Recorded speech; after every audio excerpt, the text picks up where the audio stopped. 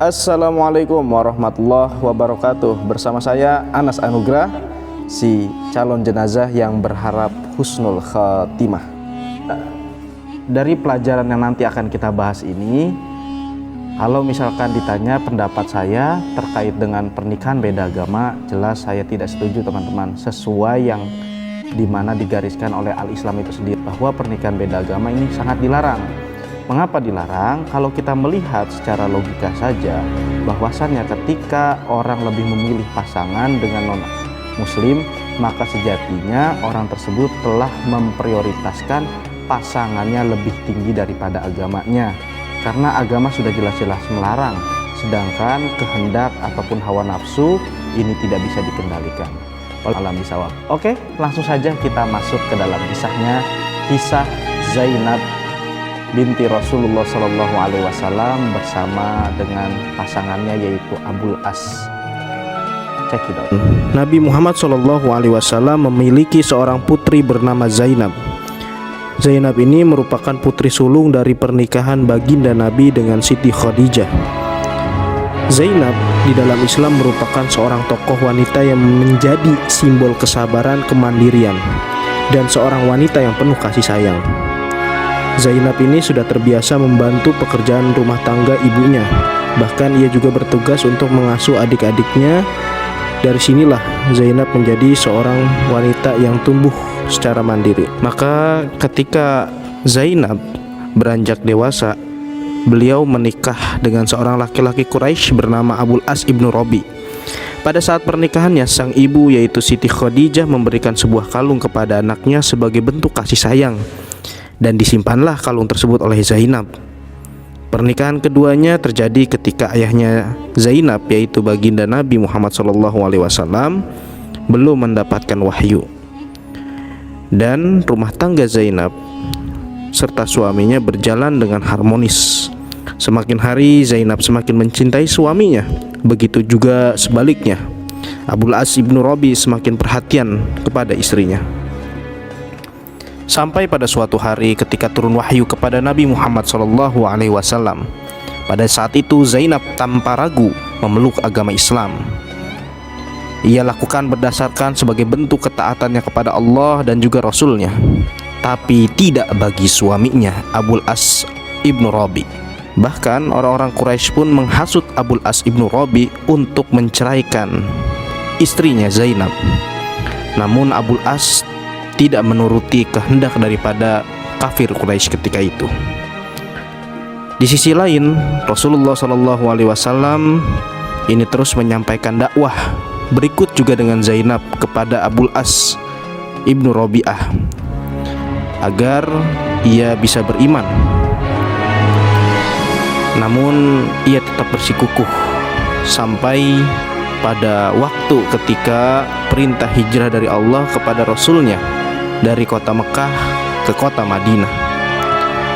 Sehingga sampai saat itu rombongan sahabat dan juga Nabi akhirnya berangkat dari kota Mekah menuju kota Madinah.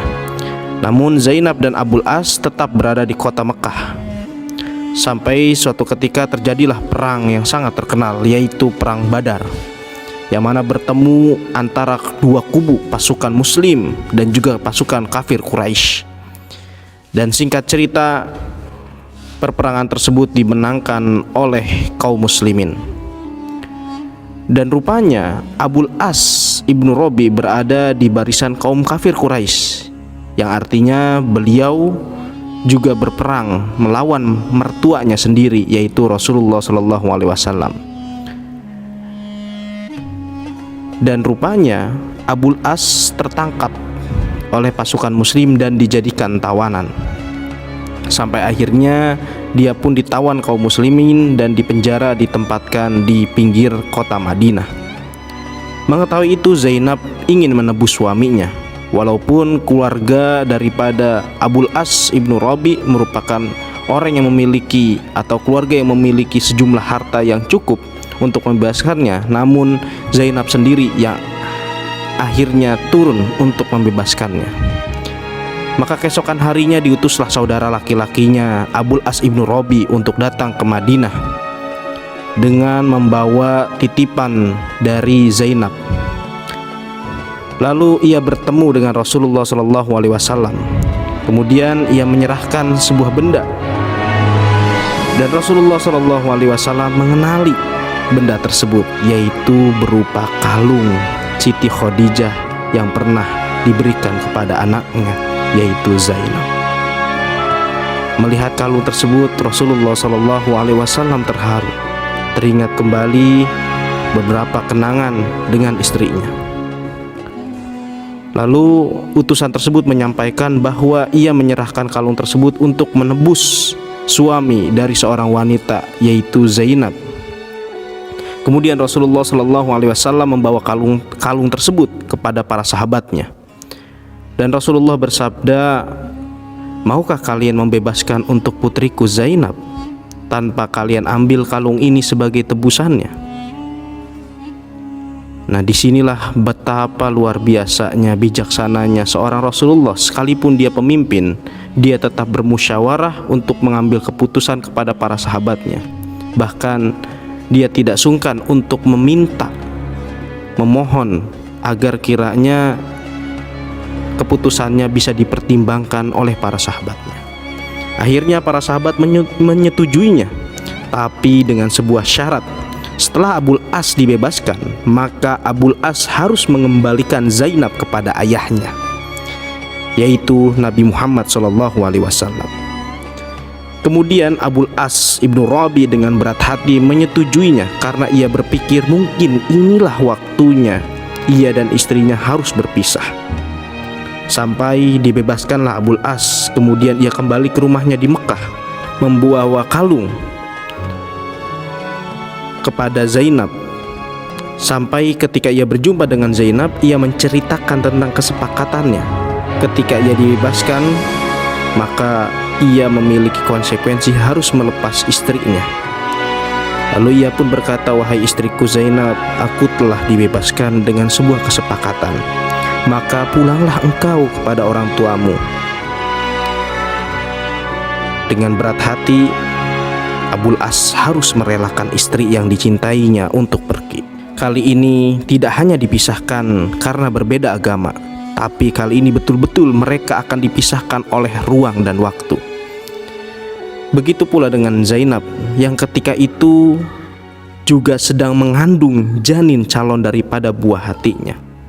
Sampai keesokan harinya, Abul As mengutus saudaranya yang bernama Kinanah ibnu Rabi untuk mengantarkan Zainab ke perbatasan kota, karena di sana telah menunggu sahabat Nabi, yaitu Zaid bin Harithah dan temannya, untuk menjemput Zainab.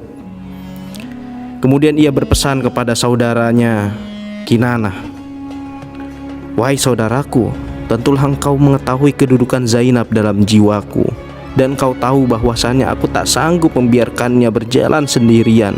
Maka antarkanlah dia menuju perbatasan kota, karena di sana telah menunggu 2 utusan dari Muhammad.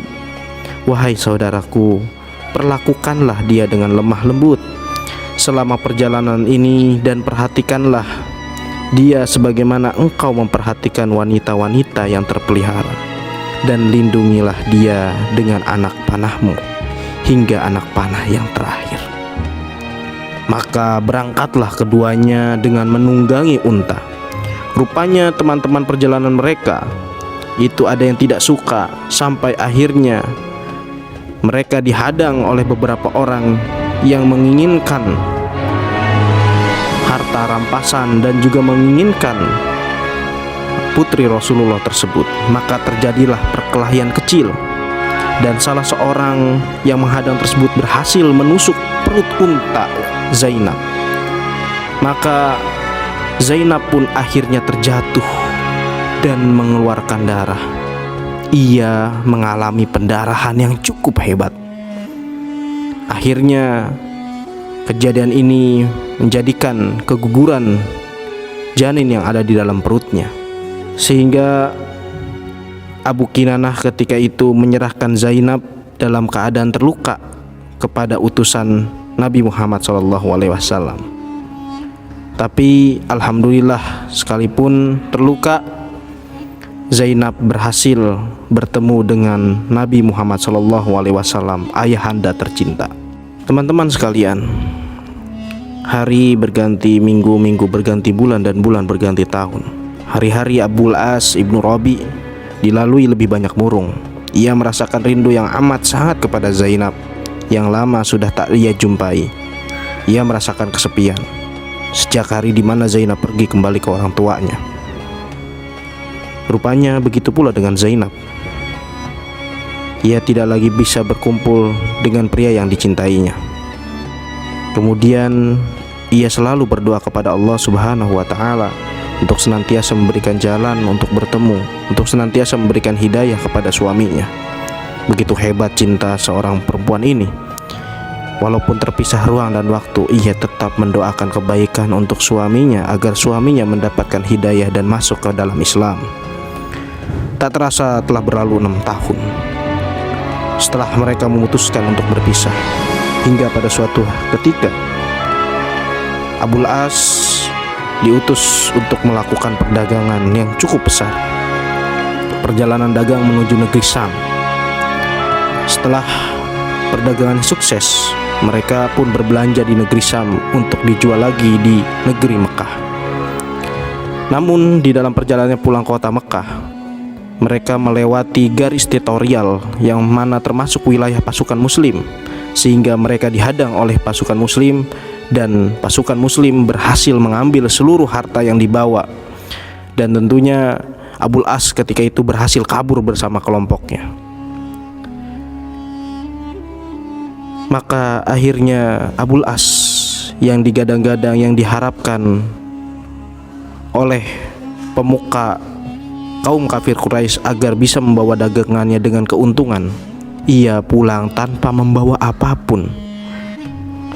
Masalahnya yang dirampas ini bukan hanya hartanya saja, melainkan juga harta orang-orang dan juga pemuka kaum Quraisy. Maka ia terus bingung dan berpikir, bagaimana aku jelaskan kepada orang-orang kalau hasil dagangan mereka telah hilang dari genggaman mereka. Pastilah mereka semua akan marah besar. Begitulah yang ada di pikiran Abul As ketika itu. Karena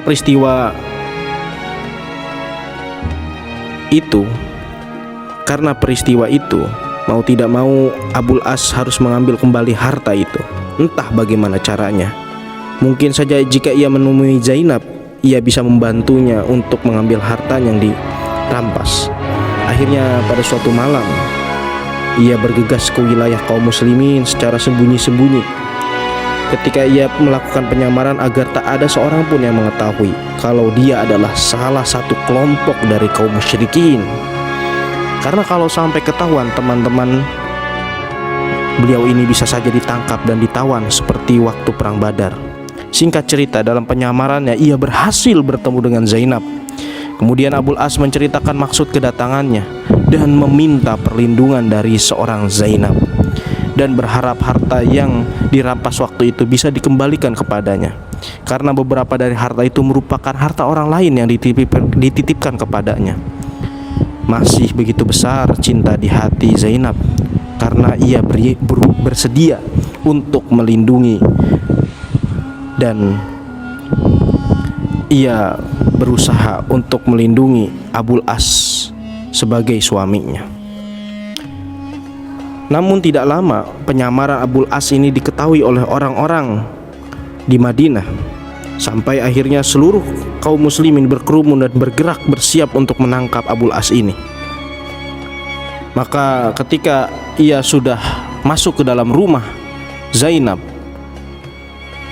lalu Zainab pun datang menghadapi seluruh kaum muslimin yang hendak menangkap Abul As. Lalu ia berujar, "Wahai tuan-tuan, Abul As ibnu Rabi sudah berada di dalam jaminan dan lindunganku." Kemudian Rasulullah SAW pun datang kepada kerumunan orang-orang ini. "Wahai orang-orang, apakah kalian tidak mendengar apa yang aku dengar? Sesungguhnya serendah-rendahnya seorang muslim, mereka tetap dapat memberikan perlindungan." Maka mendengar ucapan Nabi Muhammad SAW, orang-orang kaum muslimin segera mengurungkan niat untuk menangkap Abul As ibnu Rabi. Kemudian Rasulullah menemui Zainab. Rasulullah berpesan kepada Zainab dan berkata, "Wahai putriku, muliakanlah tempatnya dan jangan sampai dia menyentuhmu, karena engkau tidak halal baginya selama dia masih musyrik." Kemudian Zainab pun berujar, "Wahai ayahku, sesungguhnya jika Abul As dianggap keluarga, ia dekat, ia masih putra pamanmu. Jika ia dianggap jauh, ia adalah ayah dari anakku. Karena itu aku ingin melindunginya." Masih begitu pun Rasulullah SAW melihat raut wajah dari putrinya yang terlihat masih setia kepada laki-laki yang pernah ditinggalkan, karena ia memeluk agama Islam. Kemudian Rasulullah SAW pun memerintahkan kepada kaum muslimin untuk mengembalikan harta yang tempo hari dirampas. Lalu dibawalah harta tersebut di hadapan Abul As. Kemudian ditawarkan oleh orang-orang ketika itu, "Maukah kau masuk Islam, wahai Abul As? Ketika engkau masuk Islam, maka engkau boleh mengambil harta benda ini, karena ini semua milik orang-orang musyrik, sehingga ini bisa langsung menjadi milikmu." Maka ketika itu Abul As berkata, "Sungguh buruk awal keislamanku jika aku mengkhianati harta yang dipercayakan kepadaku." Nah, di sini Abul As berniat untuk mengembalikan harta tersebut. Kemudian ia baru mau bersyahadat ketika harta tersebut berhasil dikembalikan kepada haknya. Luar biasa. Inilah high value man sejati, Abul As ibnu Rabi, yang luar biasa. Dia tidak mau masuk Islam karena semata-mata untuk harta, melainkan betul-betul karena berdasarkan keikhlasan, kemurnian dirinya untuk menerima Islam. Itu juga perkataan tersebut akhirnya menjadi tertegun semua orang, termasuk di dalamnya Rasulullah SAW. Kemudian ketika harta tersebut dikembalikan, maka Abul As berangkat ke Mekah dan mengembalikan seluruh hartanya kepada orang-orang sesuai kepada haknya. Kemudian ketika Abul As sudah memberikan harta titipan dagangan tersebut kepada pemiliknya sampai harta tersebut telah habis, maka ia berkata, "Apakah ada harta kalian yang masih berada kepadaku?" Kemudian orang-orang Quraisy berkata, "Tidak ada, wahai Abul As. Seluruh harta dagangan kami telah kami terima dengan utuh. Kami telah mendapati kamu seorang yang jujur dan mulia." Setelah dipastikan seluruh harta sudah ada di pemiliknya masing-masing, dengan lantang Abul As berkata kepada kaum kafir Quraisy ketika itu, "Asyhadu an la ilaha illallah wa asyhadu anna Muhammadar Rasulullah." Aku bersaksi bahwa tiada Tuhan selain Allah, dan aku bersaksi bahwasannya Muhammad adalah Rasulnya.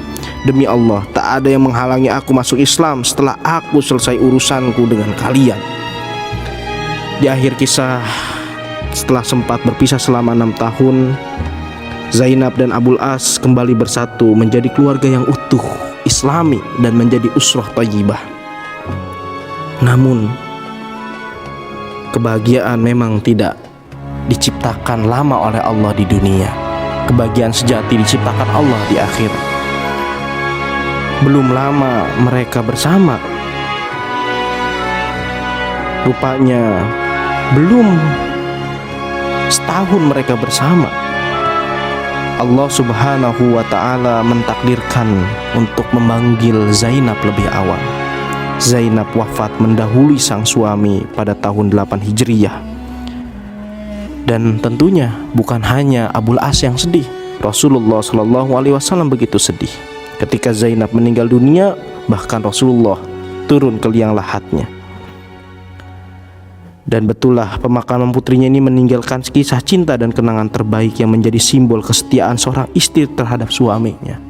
Seorang istri yang selalu mendoakan di setiap malamnya untuk suaminya agar bisa masuk ke dalam Islam, agar kiranya Allah senantiasa memberikan hidayah dengan cara apapun. Begitu luar biasa tekad seorang istri ini.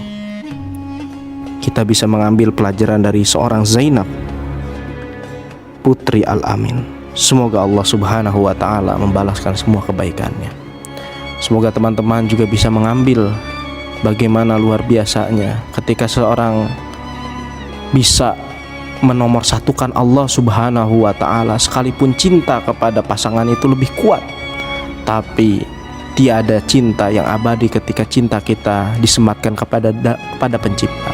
Sampai akhirnya ketika Allah mentakdirkan untuk menyatukan, maka Allah akan satukan. Oleh karenanya teman-teman, jika teman-teman bersedia, selalu berdoa kepada Allah Subhanahu wa Ta'ala untuk melibatkan Allah dalam setiap langkah dan urusan, agar kiranya Allah menurunkan rahmat dan menjadikan setiap pilihan sebagai pilihan terbaik. Wallahu a'lam bishawab. Wassalamualaikum.